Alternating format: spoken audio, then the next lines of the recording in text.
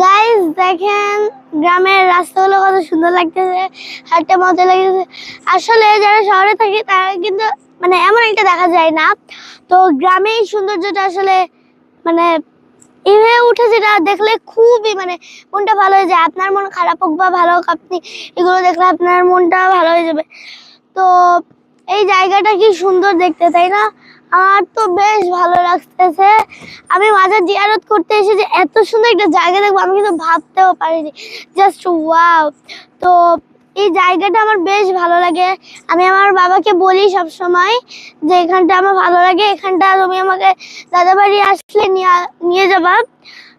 যে আমাকে আমার ভালো লাগে যেহেতু, তো আমার বাবা ফেলেও না, কারণ আমি আমার বাবার একমাত্র মেয়ে। তো তো আমার বাবা আমাকে নিয়ে আসে এখানে।